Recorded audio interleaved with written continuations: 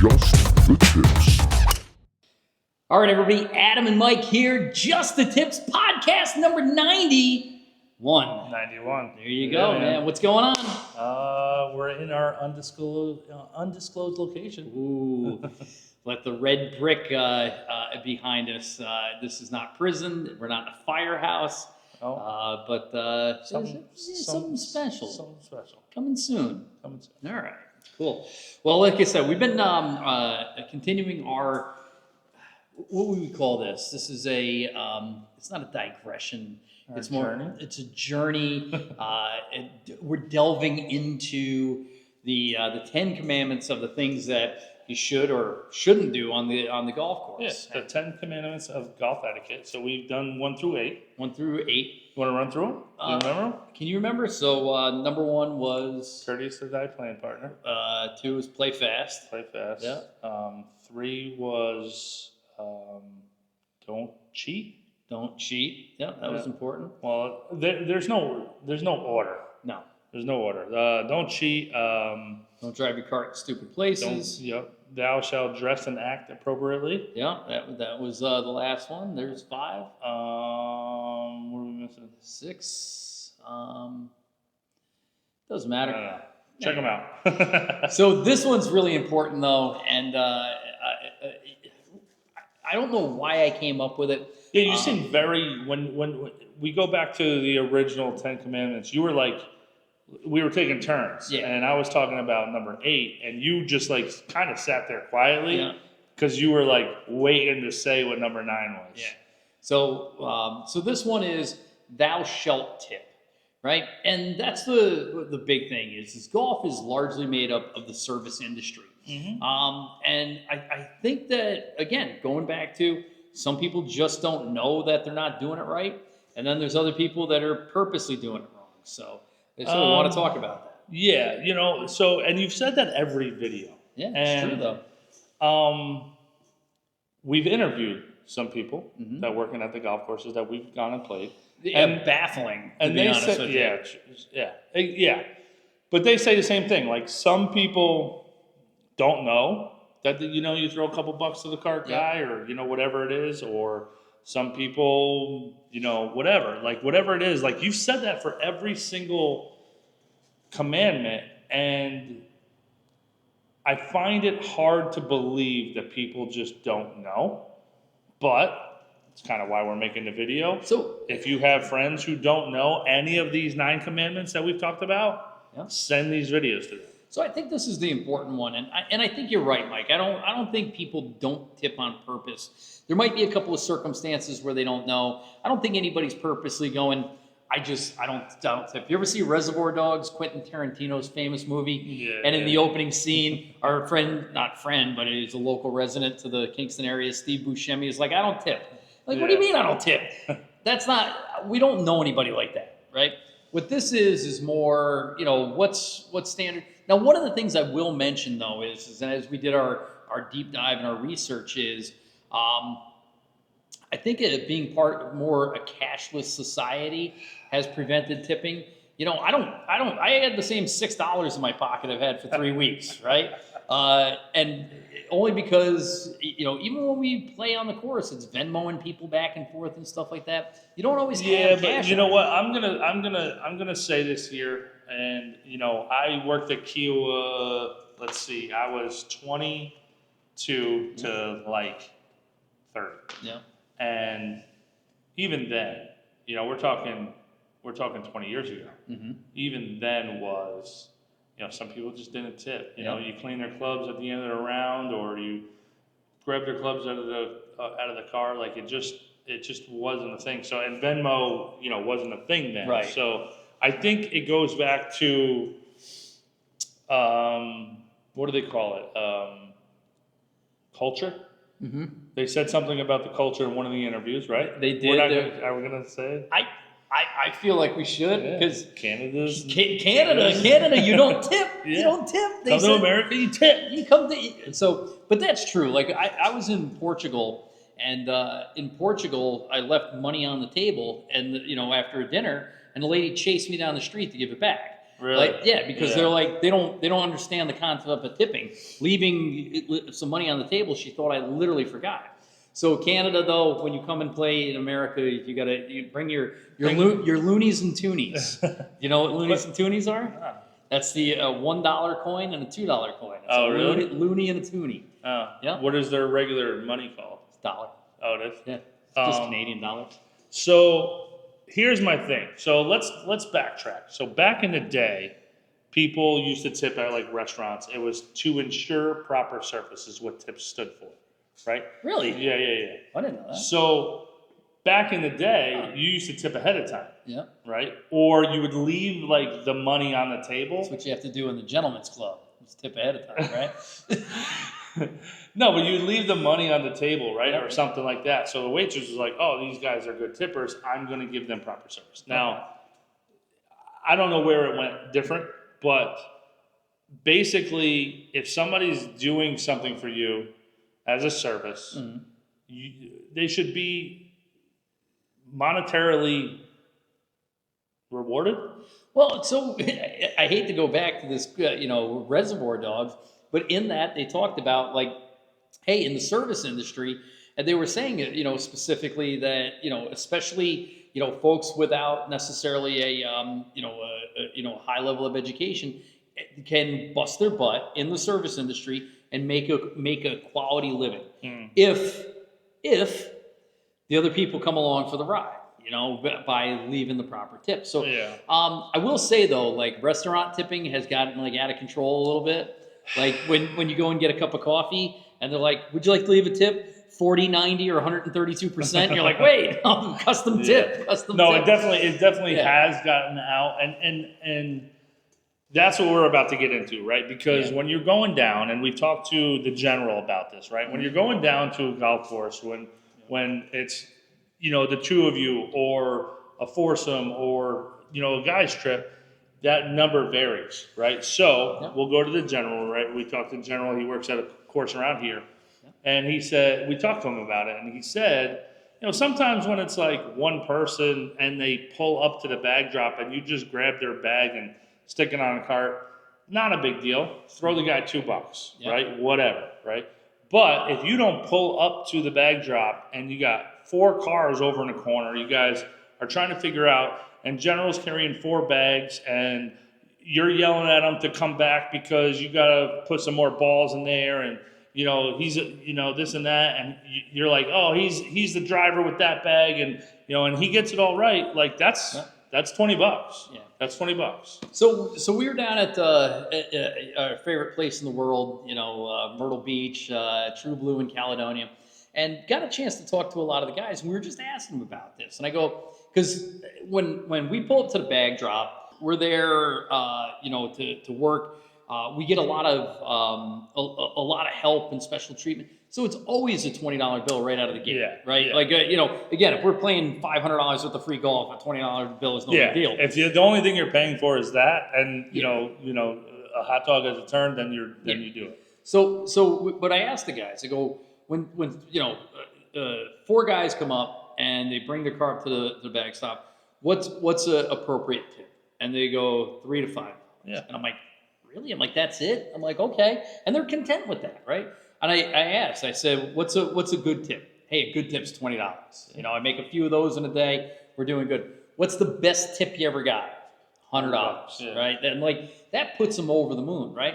But what percentage of people don't tip? And it's too high. It's just simply too high. It's way more than, I would say, more than 50% of the people. Yeah. So again. And again, what's so hard about $2? Yeah. Like, oh man, like, oh yeah, I got $2 to pay. So here's my suggestion for everybody is, most of the time I'm only tipping in cash on the golf course. I'm not going to do it in the restaurant because I'm swiping my card. Not doing it at the coffee shop. I swipe my card. I keep some money in my bag, not a tremendous amount. Don't come for me, anybody. But it's the ugly green one. A bunch of singles, 5s, and 10s in there, and that way I always got bucks. And then if somebody does pay me cash when I win, I put that in there, and that's more tip money, right? I win, and I get paid cash sometimes. Okay, but always having it. Now, one of the tricks though is, and I won't say it's a trick, but one of the things is like okay, the guy takes my stuff off the cart when I come in. It's $3 to $5. Then I come back off the course, washes up the clubs, stacks them on the side, helps me put them back Usually in. a different kid too. Another $3 to $5. Yeah. Yep. And it definitely is, guys. Like it seriously is. But if you're gonna drop $100, so if you went to a restaurant and you spent $150 on dinner, right? Yeah. Automatic 20% tip is $30. Yeah. Right? Are you not tipping?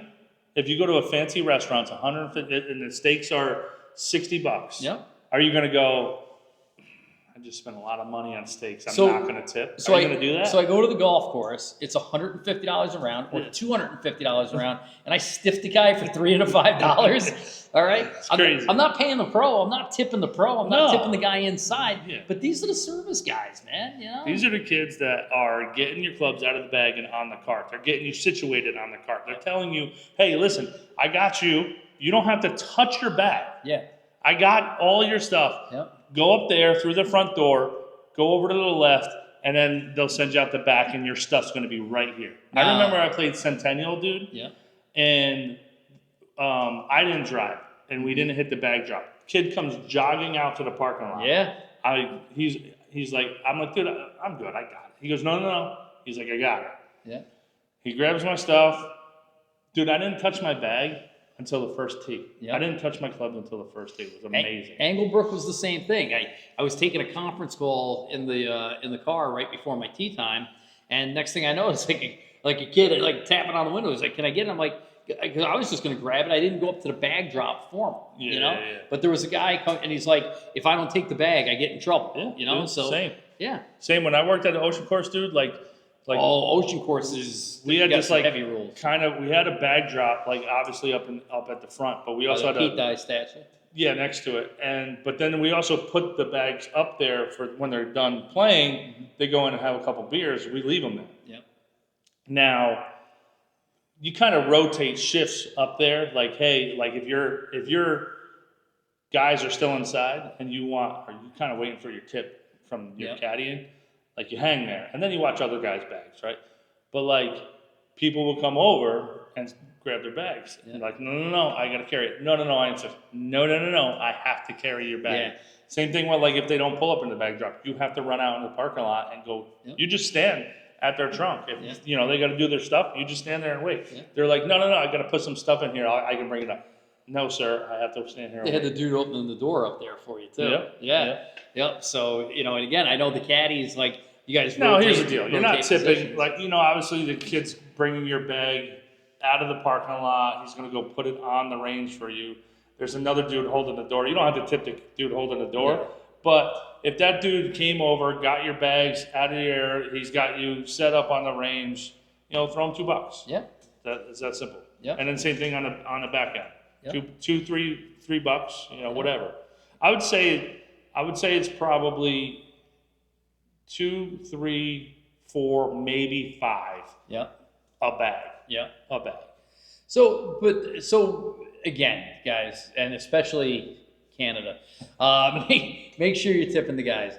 So where else are we tipping on the course, right? So cart girl, gotta tip a cart girl, right? And now, like you were saying, the cashless thing, it's a lot easier. You just hit the freaking 18%. Yep. You just gave her $7 for 2 beers. Yep, exactly. That's good. on top of the $14 you paid for the beers. Exactly. Yeah. Snack shop, same thing at the Couple bar, bucks, and stuff like this. Yeah. Let me ask you a question. You get a lesson from your pro. It's $75. You tip It on top of depends on who's getting all that money, right? Like I've done a lesson for my pro and I pay him directly, so there's your money. Yeah. But if he's got to kick back some money back to the course. So say it's you got a gift certificate. You got you won it in a tournament. Definitely. It's you pay for it through your member account. Yeah. Yeah. Definitely. Okay. Yeah. Totally. I mean, if he gives you good lessons. Yeah. Here's one that a lot of folks don't know. If you win a large cash prize and maybe an underground gambling thing like a member guest or a member, tip the dealer. You tip the dealer, man. Tip the dealer. So say but we don't do that. So say you're Calcutta, and I'm just saying a fictitious number. Has 25 grand, and you win 25 grand. The kickback is 10%. To who? Back to the course to yeah. spread amongst all the folks. Yeah. So 2,500 goes back in the kitty. Nice. Yeah, so. And then caddies, right? You got caddies. That's Well, the you big asked. one. You asked. Yeah. You asked in the original video. You said, "What about starters and marshals?" Yeah. I haven't seen that in my life. Yeah. Maybe like you go to places like Tobacco Road where he's giving you like a 7-minute spiel. Yeah. And he's coming out to help you find your first balls. Yeah, that guy. Yeah, we should have tipped him. We Yeah. didn't. Man, who was that? What was his name? Yeah. Oh, dude, We I got like a the video. names. We Yeah. gotta get down there. We're gonna Yeah. tip him. We'll send him some money. Yeah, I didn't think about that. Yeah. Because again, there's a guy standing on the thing, like, hey, let me tell you, all the bunkers here. Blah, Yeah, blah, I mean, blah, he's there's no out of giving you bounds. important Yeah. information Yeah, that's here's going the to help bathroom you code. around.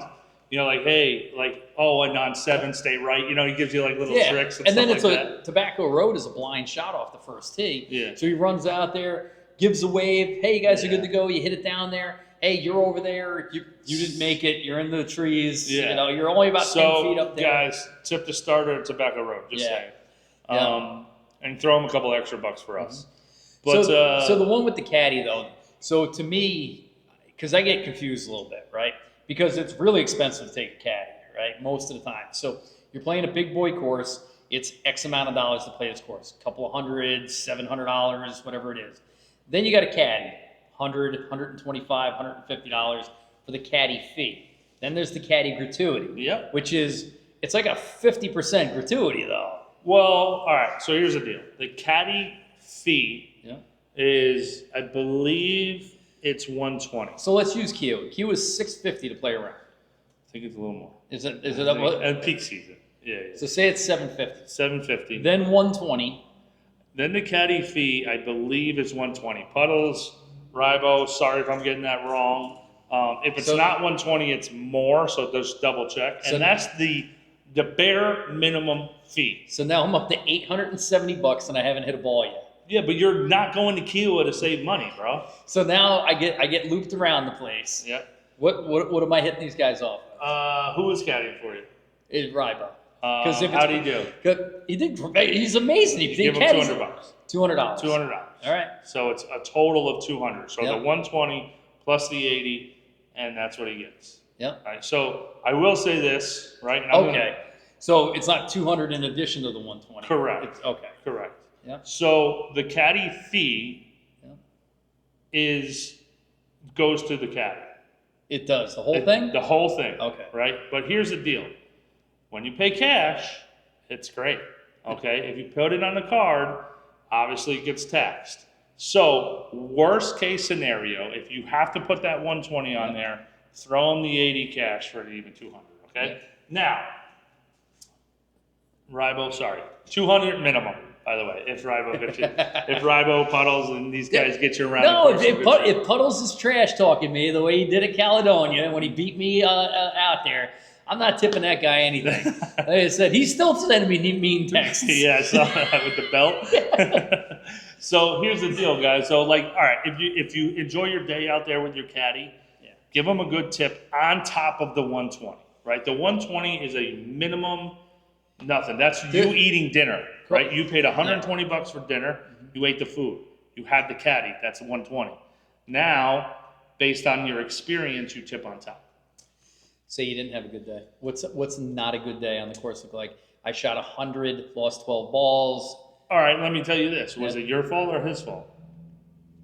How can it possibly be his fault? Okay. Did he tell me to aim in the water? Well, I mean, if he misreads a putt for you and it breaks the other way, I'm saying like he says like right to left and it breaks left to if right. he's like, hey, aim 3 feet left to right, and it breaks 3 feet right to left, that's a bad read on him. If it's one though, like I misread putts. But you're still giving like a good, I would say, all right, let's say it's 120. Bare minimum, he's getting $30 on top. Okay. So an even 150 Gotcha. per bag. So what's a bad caddy experience look like? Because I've never had one. I've only ever had the best in the world. Misclubbing, misreading, Losing your wedge. losing your wedge, Throwing your driver losing in a the- head cover. yeah. I mean, don't get me wrong. Have it you happens. lost the head cover? You'll drop one every now and then, but the guys behind you will get it, or worst case scenario, you get back and you're like, hey man, I'll find that one and I'll send it to you. I'll have somebody send it to you, or you got another one back at the caddy shack or something. But I don't know, dude. I've never had somebody go, dude, you're a terrible caddy. Like, you know what I mean? Like, but you have some people, right? Like you have some people that like caddies, like they want to talk to you. They want to build a relationship with you for the next 5 hours, right? That's our job, whatever. Yeah. Some guys don't want to talk. Yep. You know what I mean? And this caddy won't shut the hell up. Something like that. I don't know. Maybe, you know. You ever just have that day where you're getting your hair cut and you don't want to talk to the guy? Dude. Yeah. I told my massage guy. Yeah. I was like, yo, you need like one of those stones like you get at the buffet place.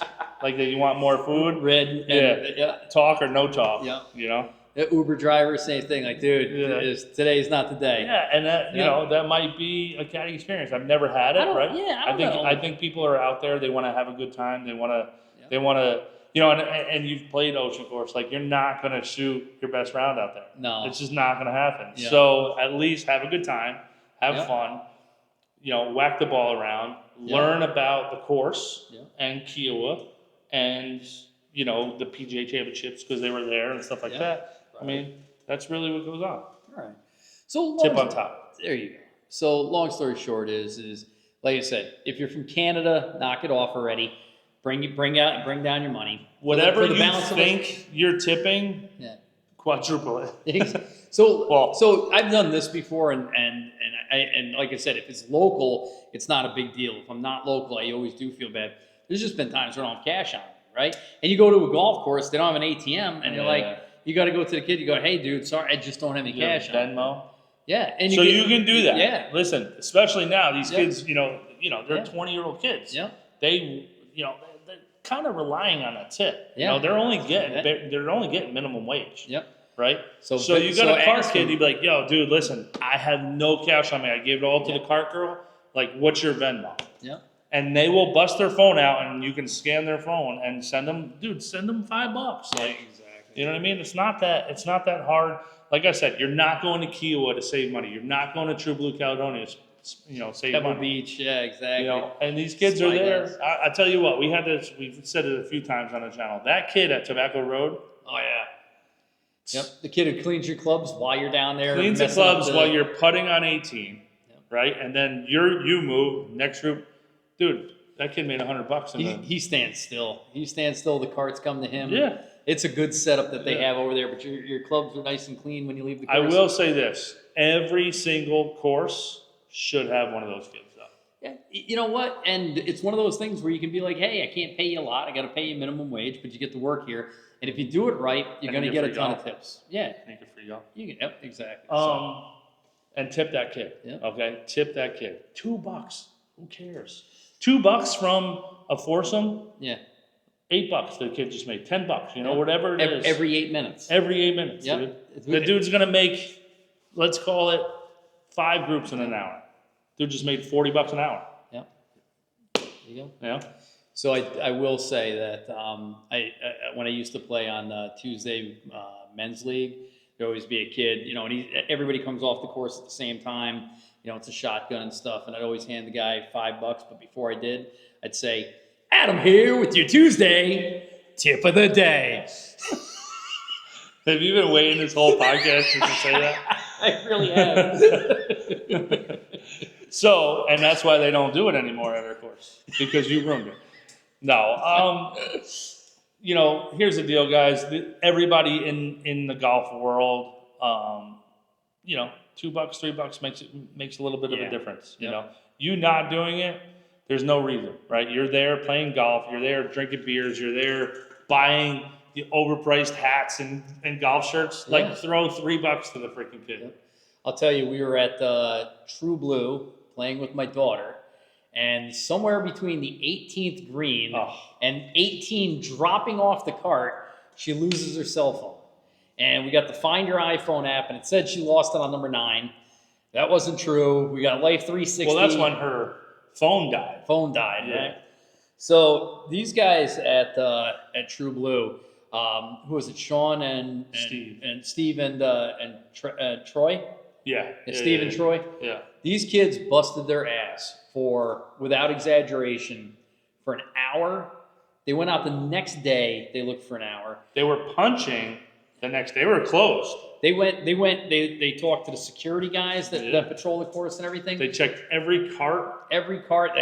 That place got hundreds of carts. Yeah. Back inside, they're scouring That's the just place. that day. That day. Looked for it. We stopped back next day. Adam, we're still looking. No problem. The next day, I get a call from Steve, and he goes, I got great news for you. He goes, we found her phone in the maintenance Just got shed. a bunch of aerification holes Exactly. through it. Dude, so again, I hit the guy off with $100, Yeah, because and he came and delivered it. he delivered it over at Steve Dresser. But like I said, when somebody goes crazy above and beyond the call of duty, especially when they save you some money, man. I'll be honest, like even before our channel became like known, to Bob and Bart and those guys at True Blue in Caledonia have always been awesome. You know what I mean? Like they've just been good. And then this experience was above, beyond, and it was amazing. And it wasn't because we were just the tips. It was because somebody who played the course lost a cell phone. Yeah. They'd have done the same thing for anybody out there. And I will say this, and we should do this, right? This is our verbal letter to Steve. Thank you very much. Yeah, dude.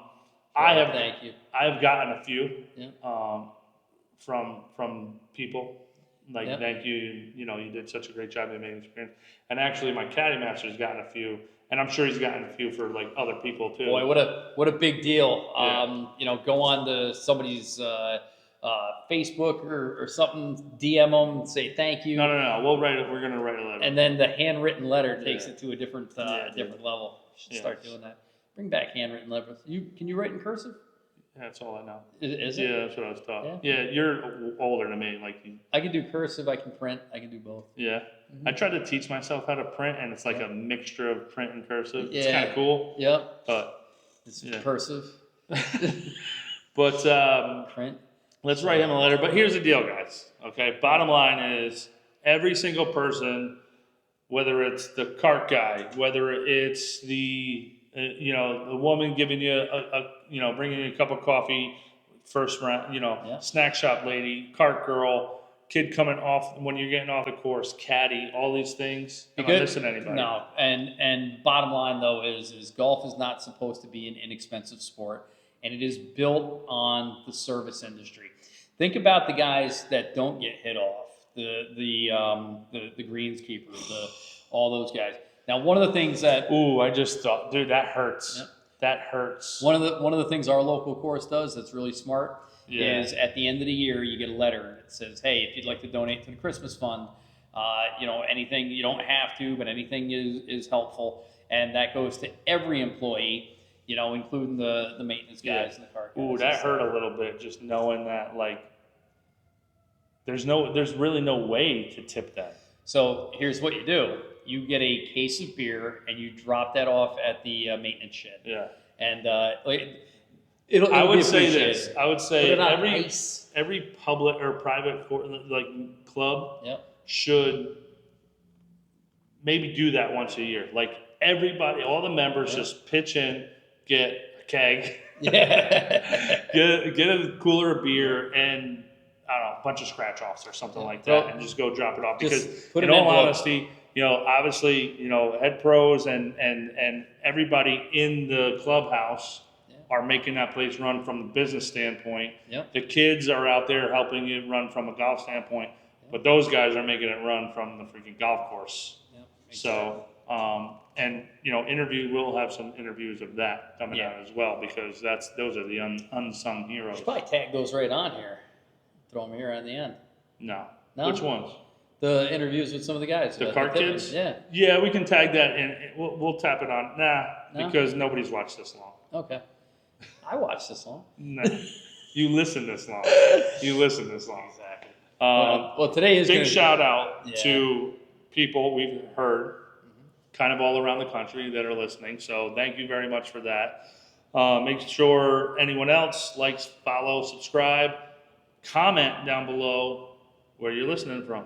It helps us out, helps the channel out. Our struggle right now is we get a lot of folks watching the podcast, but when you don't interact with it, it makes us feel like we're talking to the same 14 people, you know? So, Yeah. again, throw us a like, throw us a subscribe, throw a comment in there. Just let us know where you're listening from. Helps the channel, helps the algorithm, makes Mike and I feel better. It does. And make sure to follow along because we got some new stuff coming, man. Yep. Some new stuff coming. Exactly. But, All right.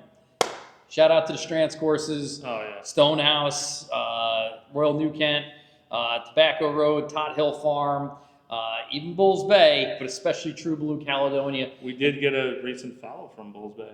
They're following us now. Are they? Yeah, man. Did it come with like an encrypted code or anything Nope, like that? nope. No? Did you have to join a secret society? No, not yet. No? But, Did you have to buy a piece of property in Charleston? I did. All right.